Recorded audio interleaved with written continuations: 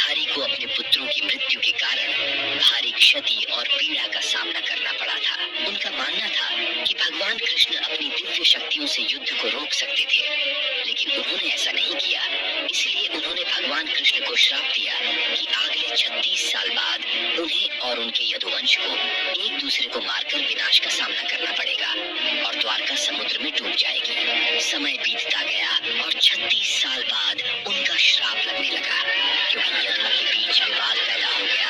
उन्होंने एक दूसरे को मारना शुरू कर दिया, जिसके कारण द्वारका का विनाश हो गया और द्वारका समुद्र में डूब गई।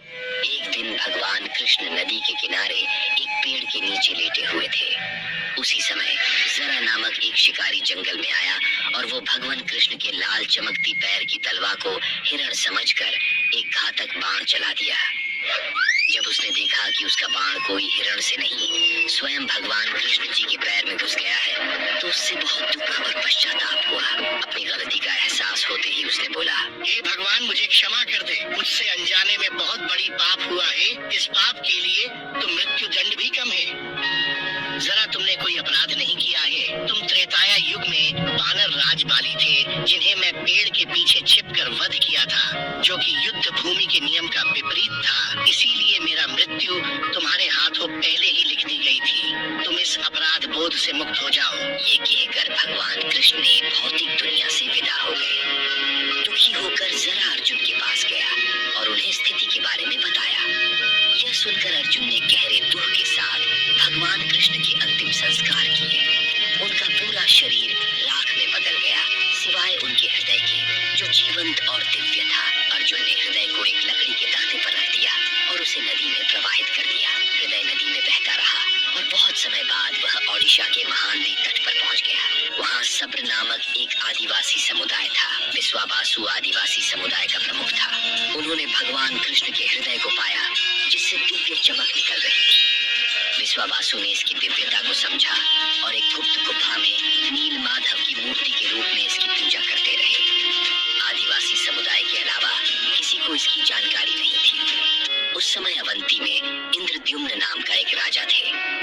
वह भगवान विष्णु के बहुत बड़े भक्त थे। हमेशा दिव्य देवता के एक झलक पाने के लिए उत्सुक रहते थे।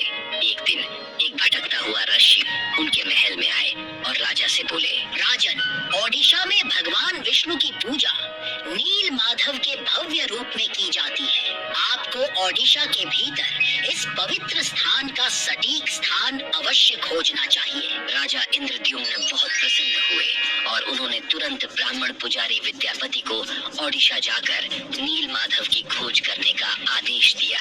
राजा के आदेश का पालन करते हुए विद्यापति ओडिशा की यात्रा पर निकल पड़े। एक लंबी और कठिन यात्रा के बाद ओडिशा पहुंचने पर विद्यापति को गुप्त स्रोतों से पता चला कि सब्रों के नेता एक छिपी हुई गुफा के अंदर नील माधव की पूजा करते हैं। विद्यापति सब्र द्वीप में महानदी के तट पर जंगल में पहुंचे।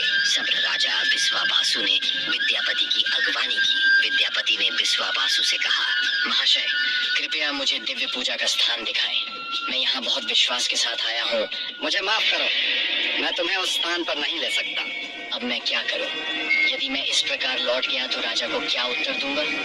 मुझे कोई दूसरा रास्ता खोजना होगा। विद्यापति उसी गांव में रहने लगे। कुछ ही दिनों में उन्हें विश्वावासु की बेटी ललिता से प्रेम हो गया और उन्होंने शादी कर ली।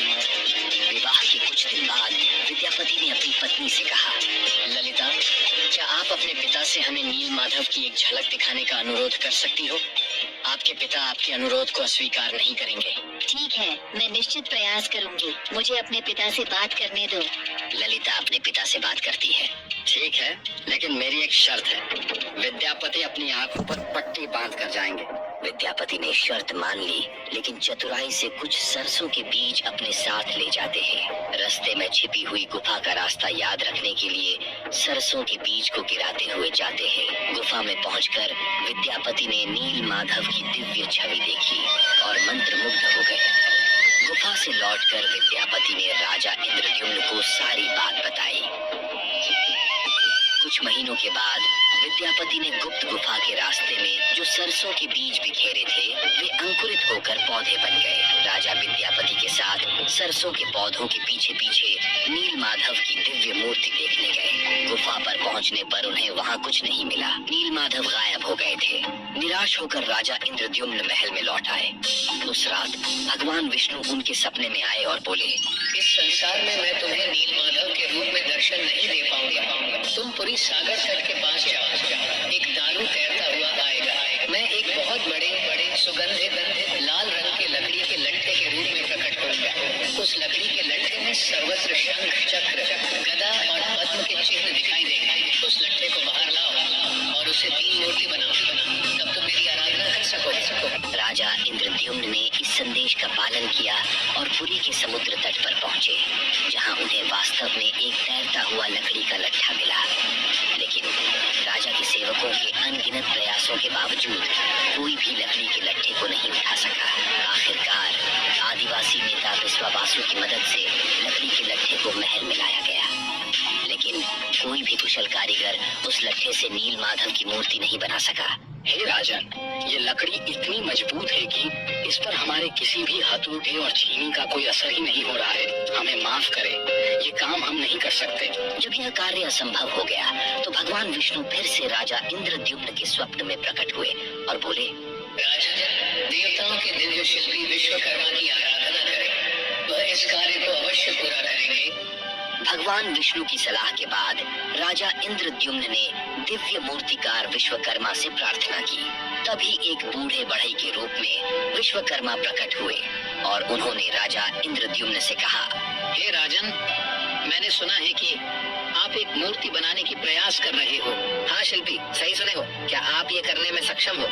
मैं उस लकड़ी के लट्ठे से मूर्ति अवश्य तैयार कर दूंगा, लेकिन मेरी कुछ शर्तें हैं। हे शिल्पी, बताएं, आपकी क्या शर्तें हैं? मैं 21 दिनों में एक बंद कमरे में भगवान विष्णु की मूर्तियां बनाऊंगा और इस प्रक्रिया के दौरान मुझे अकेला रहना होगा। अगर 21 दिन पूरे होने से पहले किसी ने दरवाजा खोला तो मैं मूर्तियों को उसी अवस्था में अधूरा छोड़कर चला जाऊंगा। क्या आप इन शर्तों से सहमत हैं? हाँ, मुझे आपकी सभी शर्तें स्वीकार हैं। कृपया कार्य को आगे बढ़ाएं। विश्वकर्मा ने दरवाजा बंद कर दिए और अपना काम शुरू कर दिए। लोगों को कमरे से केवल आरी, छेनी और हथौड़े जैसे औजारों की आवाज ही सुनाई दे रही थी। 15 दिनों के बाद जब कोई आवाज नहीं सुनाई दी तो रानी गुंडिचा चिंतित हो गए और राजा इंद्रद्युम्न से बोले, महाराज, मैंने उस कमरे से कोई आवाज नहीं सुनी है। शायद बूढ़ा बढ़ई भूख से मर गया है। कोई दुर्घटना होने से पहले हमें दरवाजा खोल देना चाहिए। लेकिन रानी, उसने शर्त रखी थी कि 21 दिन से पहले दरवाजा नहीं खोला जाएगा। लेकिन महाराज, अगर वो वृद्ध बढ़ई को भूख प्यास की वजह से कुछ हो गया तो हमें महापाप लगेगा। हमें अवश्य दरवाजा खोल देना चाहिए। रानी गुंडिचा ने दरवाजा खोलने की जिद की। अंत में दरवाजा खोला गया, जिससे पता चला कि बूढ़े बढ़ई के रूप में भगवान विश्वकर्मा 3 अधूरी मूर्तियों को छोड़कर गायब हो गए। राजा इंद्रद्युम्न को विश्वकर्मा की बात न मानने और शर्त तोड़ने पर बड़ा दुख हुआ।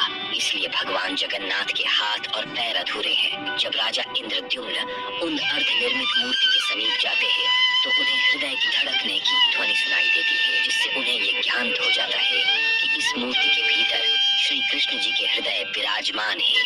राजा इंद्रद्युम्न ने उन मूर्तियों को स्थापित किया जिन्हें आज भगवान जगन्नाथ, भगवान बलराम और देवी सुभद्रा के नाम से जगन्नाथ धाम पुरी में पूजा पाते हैं। और भगवान जगन्नाथ को दुनिया में एकमात्र जीवित देवता माना जाता है, जो अपने भक्तों को सुनते, समझते और उनकी इच्छाओं को पूरा करते हैं।